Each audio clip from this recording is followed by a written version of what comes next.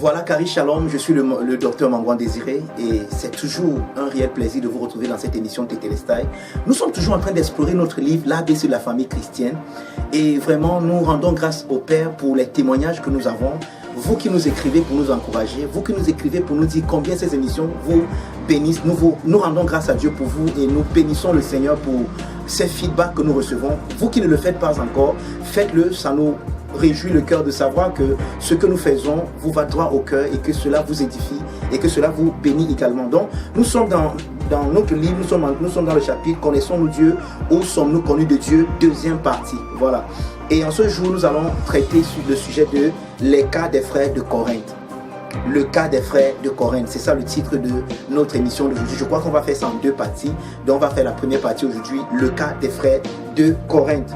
1 Corinthiens chapitre 8, du verset 1 au verset 3, nous allons lire. D'abord dans la Nouvelle Bible seconde, il est écrit: pour ce qui concerne les viandes sacrifiées aux idoles, nous savons que tous nous avons de la connaissance. La connaissance gonfle d'orgueil, mais l'amour construit. Si quelqu'un pense connaître quelque chose, il ne connaît pas encore comme il faut connaître. Mais si quelqu'un aime Dieu, celui-là est connu de lui. Ça, c'est la Nouvelle Bible seconde, 1 Corinthiens chapitre 8, versets 1 à 3. Maintenant, nous allons prendre également la Bible du Semeur. Passons au problème des viandes provenant d'animaux sacrifiés aux idoles. Nous possédons tous de la connaissance voulue. Dites-vous, c'est entendu, mais cette connaissance rend orgueilleux. L'amour, lui, fait grandir dans la foi. Celui qui s'imagine avoir de la connaissance ne connaît pas encore comme il doit connaître. Mais celui qui aime Dieu, celui-là est connu de Dieu. Ça, c'était la Bible de Semeur. Nous allons également prendre la Bible français courant. Toujours 1 Corinthiens chapitre 8, verset 1 à verset 3. Bible français courant.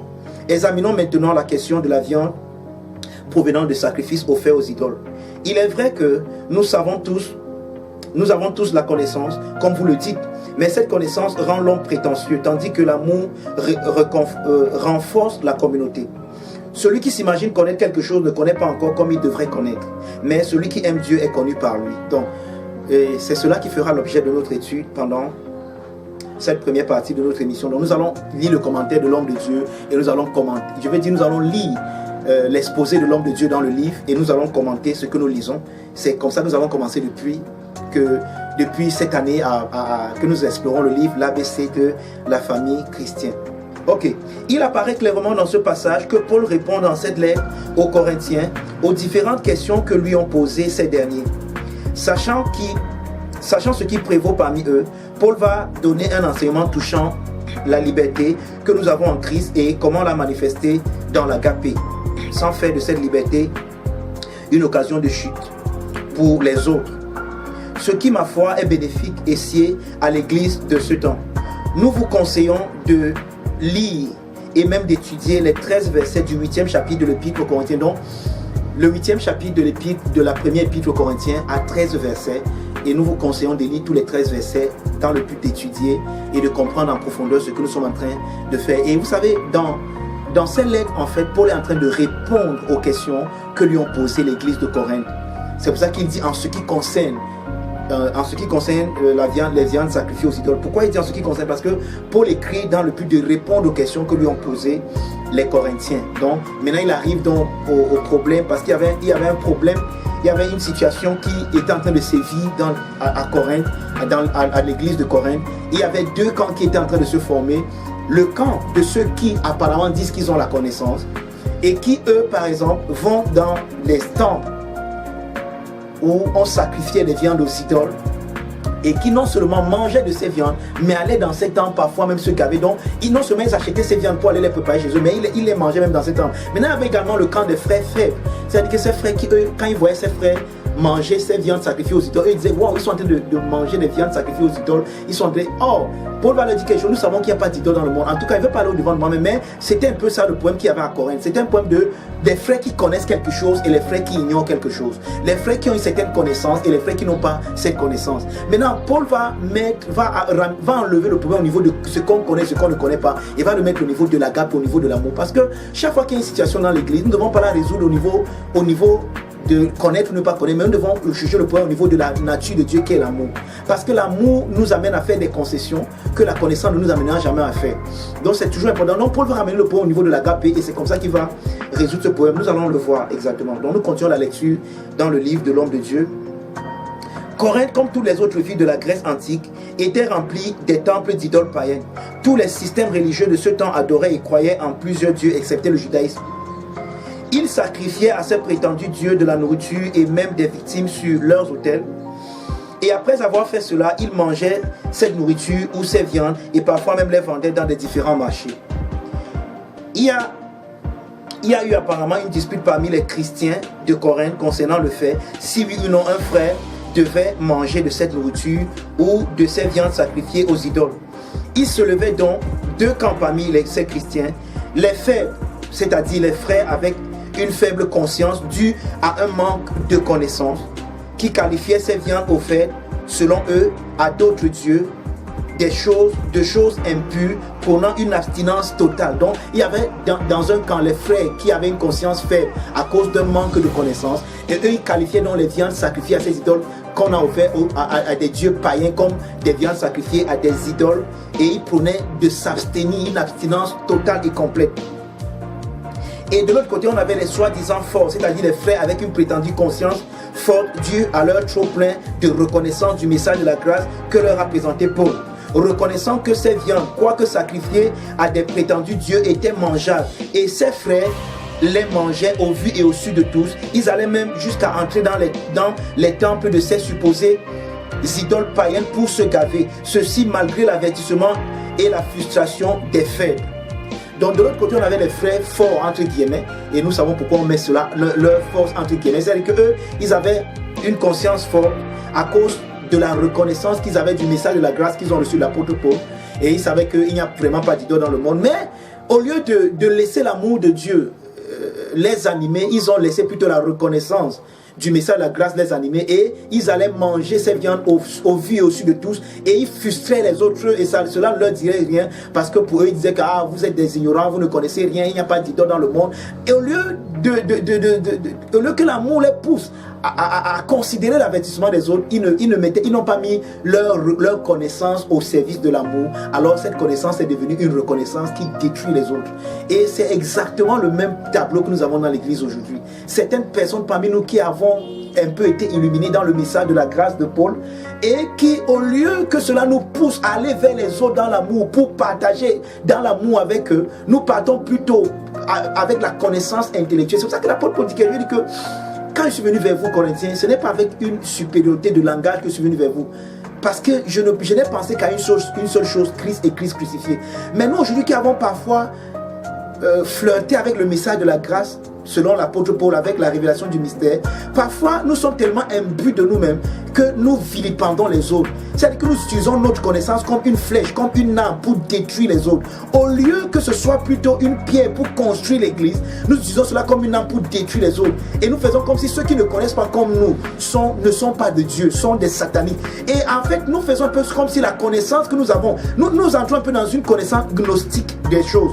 Comme si c'est la connaissance qui nous sauve. Nous ne comprenons pas que c'est une personne qui nous sauve, c'est Christ qui nous sauve. Et le même Christ qui nous sauve même ceux qui ne connaissent pas comme nous connaissons. Et nous devenons un peu gnostiques dans notre connaissance, et nous faisons comme si nous avons un savoir que les autres n'ont pas. Et parce que nous avons ce savoir, nous sommes devenus spéciaux. Et cette spécialité fait que nous sommes différents des autres. Ça nous sépare des autres. Non, la connaissance qui te sépare et qui n'inclut pas les autres n'est pas une connaissance christique. Parce que Christ inclut les autres et n'exclut personne. Donc, si ce que tu connais est de Christ, cette connaissance ne peut pas exclure les autres, mais elle va inclure les autres. Une connaissance qui exclut les autres n'est pas une connaissance christique, n'est pas une connaissance de Christ. Parce que Christ est inclusif, il n'est pas exclusif. Mais nous, aujourd'hui, parfois, nous avons quelque chose et nous vilipendons les autres. Oh, je connais ce que les autres ne connaissent pas. Qu'as-tu fait pour connaître? Ouais, c'est important que nous le comprenions. Ce que tu connais t'a été révélé, t'a été donné. Et Paul pose la question, si ce que tu as t'a été donné, pourquoi t'inventer? C'est par la grâce que nous sommes sauvés, que nous sommes sauvés, par le moyen de la foi. Cela ne vient pas de nous, c'est le don de Dieu, c'est le torrent de Dieu. Ce que tu connais t'a été donné. Et ça ne t'a pas été donné pour faire de toi un gnostique, mais pour faire de toi quelqu'un qui va inclure les autres, pour que tu aimes les autres. La vraie connaissance active l'amour de Dieu en nous. Parce que la vraie connaissance nous donne de nous aimer et d'aimer le monde comme Dieu l'aime, comme Dieu nous aime. C'est ça connaître. Une connaissance qui n'agit pas par l'agapé, n'est pas une connaissance divine, n'est pas une est une connaissance satanique, est une connaissance qui s'oppose à Dieu, parce que Dieu est amour et l'amour inclut les autres. Donc si ce que tu connais exclut les autres, alors ce n'est pas de Dieu, frère. C'est important qu'on insiste là-dessus, parce que le constat qu'on fait avec certaines personnes que nous dirigeons, c'est que parfois, à cause du trop plein des choses qu'on enseigne, certaines personnes commencent à avoir la grosse tête et pensent connaître, et cette connaissance devient une connaissance comme une connaissance gnostique, comme ceux qui pensent qu'ils sont sauvés par un certain savoir secret que eux seuls ont. Alors ils gardent ça pour eux, ils veulent pas partager avec les autres. Et c'est bizarre. Ce que tu connais et que tu ne veux pas partager avec quelqu'un d'autre n'est pas une connaissance divine. Parce que si tu connais quelque chose qui vient de Dieu, tu vas vouloir partager ça avec ton voisin, avec les autres personnes. Pourquoi? Parce que la connaissance de Dieu inclut tout le monde. Tu ne peux pas connaître Dieu et exclure les gens. Ce n'est pas possible. Même si on emprunte 18 dizaines, ce n'est même pas possible. Tu ne peux pas connaître Dieu et vouloir exclure certaines personnes dans ta soi-disant connaissance. Donc, voilà un peu ce qui se passait. Voilà un peu les deux camps que nous avions dans l'église de Corinthe. Et le problème est arrivé dans les oreilles de l'apôtre Paul. Et Paul devait maintenant résoudre ce problème. Donc, Paul, ayant été mis au courant de ce qui prévalait à Corinthe, leur répondit en démontrant qu'il argumentait sur le mauvais point. Leur raisonnement ne devrait pas se porter sur l'état de la nourriture, mais sur l'état de la conscience de celui qui mange et de celui qui est témoin. Et pour soutenir son argument, Paul fait appel à la seule chose qui ne faillira, qui ne périra et qui ne passera jamais, l'amour. Malheureusement, je ne sais pas si je dois dire heureusement, Paul dit que la connaissance disparaîtra. Les prophéties passeront. Mais l'amour est éternel. Donc, Paul ici, pour résoudre ce problème, va faire appel à la seule chose qui ne passera pas, à l'agapé, l'amour de Dieu. Donc, Paul déclare que les prophéties prendront fin, les langues cesseront et la connaissance, ou alors la reconnaissance, disparaîtra. 1 Corinthiens 13, verset 8. Une fois de plus, nous disons que la reconnaissance, non la connaissance, disparaîtra. Parce que, pour nous, la connaissance, c'est Christ. Colossiens 2, verset 3. Et Christ ne périra ou ne disparaîtra jamais. Et si nous mettons ce passage dans son contexte, nous comprendrons que Paul parle de la reconnaissance. Référons-nous au verset 2 du 13e chapitre. Donc, ce que beaucoup appellent connaissance et que nous, dans cette leçon, nous nommons reconnaissance, vient de la chair, du sous-moi. C'est pourquoi cette reconnaissance est simplement et purement charnelle. Tout ce qui vient du sous-moi ou de l'âme est essentiellement charnel et produit la mort. Cette partie de l'âme est livrée à elle-même, prend plaisir en elle-même et est satisfaite d'elle-même et ne se vend que d'elle-même. Donc, c'est pour ça que ces gens se vendent. Ces gens qui ont une certaine reconnaissance qu'ils appellent la connaissance. Vous ne pouvez pas... Et l'un des passages que nous avons lu tout à l'heure, je veux dire le passage de 1 Corinthiens 8, 1 Corinthiens 8, 13, à partir du verset, je veux dire le passage d'ouverture de cette leçon que nous avons lu tout à l'heure dans...